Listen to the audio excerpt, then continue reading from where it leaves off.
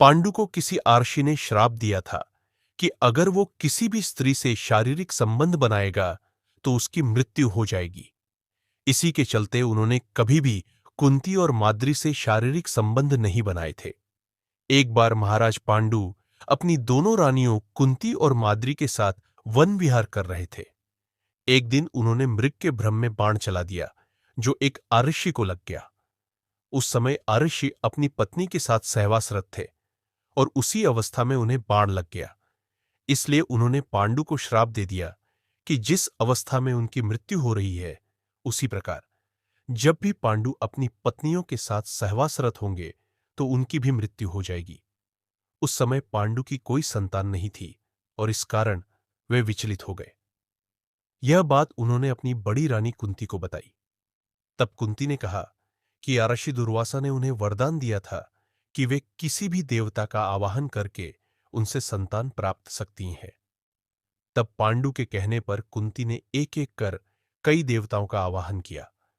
इस प्रकार माद्री ने भी देवताओं का आवाहन किया। तब कुंती को 3 और माद्री को 2 पुत्र प्राप्त हुए, जिनमें युधिष्ठिर सबसे ज्येष्ठ थे। कुंती के अन्य पुत्र थे भीम और अर्जुन तथा माद्री के पुत्र थे नकुल व सहदेव। माद्री श्राप के बारे में जानती थी, इसलिए उसने तगड़ा विरोध किया, मगर किस्मत पांडु को माद्री की ओर खींचती रही और आखिरकार उन्होंने माद्री की बाहों में दम तोड़ दिया। वह भय से चिल्लाने लगी। वह सिर्फ पति की मृत्यु से नहीं बल्कि इस बात से भी आतंकित थी कि उसके लिए पांडु की कामना ने उन्हें मार डाला था। उसके चिल्लाने की आवाज पर कुंती उस ओर भागी और वस्तुस्थिति को देखकर वह गुस्से से भर गई। दोनों पत्नियों के बीच इतने सालों से दबी भावनाएं अचानक उभर आईं। थोड़ी देर बाद अपने बच्चों के बारे में सोचकर कुंती शांत हो गई।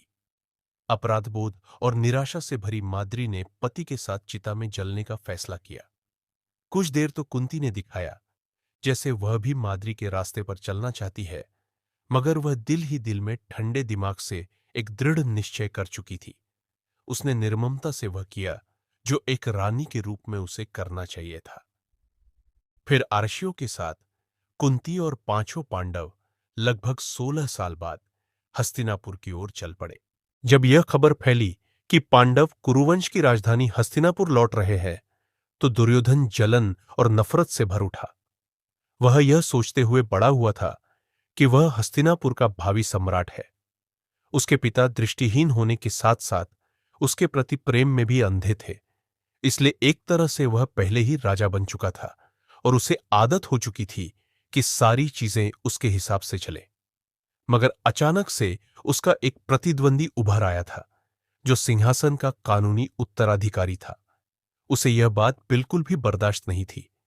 उसने अपने भाइयों को भड़काना शुरू कर दिया जो उसके मुकाबले मंदबुद्धि थे और उनके अंदर राज्य चलाने के लिए जरूरी जोश नहीं था। उसे 100 में से दूसरे नंबर के भाई दूजा शासन के रूप में अपना उपयुक्त सहयोगी मिला। दुर्योधन और दूजा शासन का क्रोध पांडवों के पहुंचने से पहले ही दोनों भाई उनके प्रति रोष से भरे हुए थे। जनता पांडु से प्यार करती थी जो सिंहासन पर न बैठने के बावजूद व्यावहारिक रूप से राजकाज चला रहे थे। उन्होंने राज्य को धन दौलत से भर दिया था। दूसरे राज्य जीते थे और प्रशासन की पूरी देखरेख उनके हाथों में थी। वह 16 सालों से अपनी इच्छा से एक निर्वासित जीवन जी रहे थे और अब उनकी मृत्यु हो चुकी थी। लोगों ने उनके बच्चों को अब तक नहीं देखा था, इसलिए वे उन्हें देखने के लिए रोमांचित थे। उत्सुकता और प्यार के कारण पूरे राज्य की जनता इकट्ठा हो गई। जब पांडव अपनी माता कुंती के साथ शहर पहुंचे तो भीड़ ने शोर मचाकर उनका अभिवादन किया। पांचों युवक जंगल में रहकर काफी बलशाली हो चुके थे। महल में रहते हुए वे इतने ताकतवर नहीं हो सकते थे। 100 कौरव बंधु धृतराष्ट्र, गांधारी, भीष्म, विदुर और सभी श्रेष्ठ जन उनके स्वागत के लिए शहर के द्वार पर खड़े थे। धृतराष्ट्र बचपन से ही दुनिया को देखने और मदद के लिए पांडु पर निर्भर थे और छोटे भाई ने हमेशा उन्हें करुणा और दया की दृष्टि से देखा था। इस समय उनके अंदर भी मिलीजुली भावनाएं उभर रही थी। उन्हें लगता था कि वह अपने भाई से प्रेम करते हैं, इसलिए वह अभी अपने अंदर चलने वाली भावनाओं को समझ नहीं पा रहे थे। जब उन्हें लग रहा था कि उनके बच्चे राजा नहीं बन सकते। दुर्योधन और भीम में कुश्ती पांडवों और कुंती का स्वागत किया गया। पांडु का अंतिम संस्कार किया गया। जैसे ही पांडवों ने महल में प्रवेश किया, किस्मत अपना रूप दिखाने लगी। भीम और दुर्योधन सभी भाइयों में सबसे तगड़े थे। भीम का शरीर विशालकाय था और दुर्योधन शारीरिक बल में उसकी बराबरी कर सकता था। भीम जीवन में पहली बार महल देखकर बहुत रोमांचित था। उत्साह से भरपूर भीम अपने गंवारूपन और सरल स्वभाव के कारण चारों ओर घूम घूमकर हर किसी का मजाक बनाता और मौका मिलते ही दुर्योधन समेत सभी कौरव भाइयों से भिड़ जाता। उनका पहला सीधा टकराव कुश्ती के अखाड़े में हुआ। दुर्योधन को पूरा विश्वास था कि कोई कभी कुश्ती में उसे हरा नहीं सकता। वह 100 भाइयों में सबसे बलशाली था और उसकी उम्र का कोई और उसे कुश्ती में नहीं हरा सकता था। जब उसने भीम को एक के बाद एक मुकाबला जीतते और हर किसी का प्रिय पात्र बनते देखा, तो उसे लगा कि महल में पूरे परिवार के सामने कुश्ती के मुकाबले के लिए न्योता देना भीम को अपनी औकात बताने का सबसे अच्छा तरीका है। दूसरों के लिए यह एक दोस्ताना मुकाबला होगा, मगर उन दोनों के लिए जीवन और मरण की लड़ाई होगी।